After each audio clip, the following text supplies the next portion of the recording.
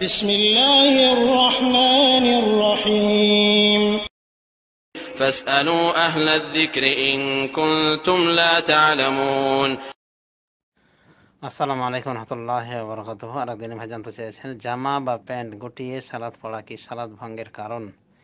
জি না, সালাত ভঙ্গের কারণ নয়, বরং প্যান্ট ঝুলিয়ে সালাত আদায় করলে এটা একটা জয়ীফ হাদিস থেকে প্রমাণ পাওয়া যায় যে এর মাধ্যমে ওযু নষ্ট হয়ে যায় এবং সালাতও নষ্ট হয়ে যায়। তো যাই হোক, এটাও জয়ীফ কথা, যেহেতু ওই মর্মের হাদিসটি জয়ীফ। তবে এটাই বাস্তব কথা যে টাকরার নিচে কাপড় ঝুলিয়ে পাওয়াটা কবিরা গুনাহ। যদি সেটা অহংকার বশত হয়, এখানে কোনো সন্দেহ না যে এটা কবিরা গুনাহ। অহংকার ছাড়া কবিরা গুনাহ কিনা এটা ইখতিলাফের বিষয়, যদি অনেকে কবিরা গুনাহর ভিতরে ধরেছেন। আর সালাতের অবস্থাতে টাকা নিচে কাপড় ঝুলিয়ে পড়া এটা আরেকটা অন্যায়, অন্যায়ের উপর অন্যায়। আবু দাউদ শরীফের এখানে হাদিসে জানা যায় রাসূলুল্লাহ সাল্লাল্লাহু আলাইহি ওয়াসাল্লাম বলেছেন, যে ব্যক্তি টাকনার নিচে কাপড় ঝোলাবে নামাজের অবস্থায়, সে আল্লাহর হালাল হারাম কোনো সীমানাতে নেই, আলিয়াযবিল্লাহ। তো এখন মুসল্লি কি করবে?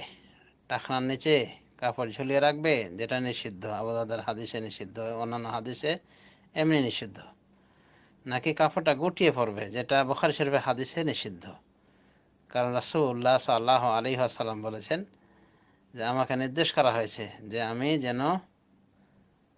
আমরা যেন কাপড়কে এবং চুলকে না গুটিয়ে রাখি নামাজের অবস্থায়। তো এটা নিষেধ, কাপড় গোটানো নিষেধ, এটা নিষেধ করা হয়েছে, কিন্তু এর উপরে কোনো শাস্তির হুমকি আসেনি। এই জন্যে আলবানী রহমতুল্লাহ আলাইহি সহ অনেকে বলেছেন যে বিল ইজমা, সর্ববাদী রায় অনুযায়ী, এক কথায় কোনো ইখতিলাফ নেই বিষয়ে, যে যদি কেউ কাপড় গুটিয়ে সালাত আদায় করে তার সালাত বাতিল হবে না, তার সালাত বাতিল হবে না, সালাত হয়ে যাবে। তবে একটা সে অন্যায় করলো। তো এখন কোনটা করবে? টাকা নিচে কাপড় ঝুলিয়ে রাখবে, যেটা অন্যায়ের ওপর অন্যায়, নাকি কাপড়টা গুটিয়ে রাখবে, যেটা নিষিদ্ধ হাদিসে? তো এইখানে হলো ইখতিলাফের বিষয়। তো সব থেকে যেটা বড় অন্যায় সেটা হলো নামাজের অবস্থায় টাকা নিচে কাপড় ঝুলিয়ে পড়া, আর এর থেকে ছোট অন্যায় হলো কাপড় গোটানো। তো এই দুই মুসিবত থেকে উত্তরণের একমাত্র পথ হলো রাসূলুল্লাহ সাল্লাল্লাহু আলাইহি ওয়াসাল্লামের তরিকা অনুযায়ী আমল করা, অর্থাৎ কাপড়কে পরবর্তীতে কেটে টাকনার উপরে করে দেয়া। এটা একজন মুসলিমের করণীয়, কারণ পুরুষের কাপড় টাকনার নিচে হওয়ার কথা নয়, এটা হয় না, এটা মহিলাদের পোশাক। টাকনার নিচে এমনকি এক বিঘত ঝুলে থাকবে, এমনকি এক জেরা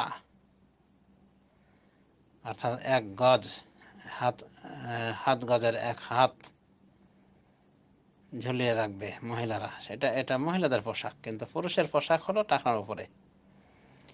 তো এই তরিকায় কাপড় কেটে এইভাবে পায়জামা, প্যান্ট, পাঞ্জাবি, জুব্বা সবকিছু তৈরি করা উচিত। এটাই হলো একজন মুসলিমের করণীয়। তবে প্রশ্ন উত্তর সংক্ষিপ্ত আকারে আগেই দেওয়া হয়েছে যে এভাবে যদি কেউ সালাতে কাপড় গোটায় তাহলে তার নামাজ ভঙ্গ হবে না, কারণ নামাজ ভঙ্গের কারণের ভিতরে নেই। অনুভাবে টাকনা নিচে ঝুলিয়ে যদি কেউ পড়ে, সেটা তার পাপ চর্চা করা হলো, কিন্তু তার সালাত ভঙ্গ হবে বা অজু ভঙ্গ হয়ে গেছে এই মর্মের হাদিস সহিহ নাই, ওই হাদিসটি জয়ীফ হাদিস। যারা ফতোয়া দিয়ে থাকেন এ জাতীয় অজ্ঞতার পরিচয় দিয়েছেন, হাদিস না জেনে, হাদিসের অবস্থা না জেনেই বলে দিয়েছেন যে অজু ভেঙে যাবে বা নামাজ ভেঙে যাবে টাকা নিচে কাপড় পরে নামাজ পড়লে। কোনোটাই সঠিক নয়। আসলে এটাও অপরাধ, এটাও অপরাধ, কিন্তু এগুলি কোনো কারণই নামাজ ভঙ্গের কারণ নয় বা অজু ভঙ্গের কারণ নয়। আশা করি উত্তর পেয়েছেন।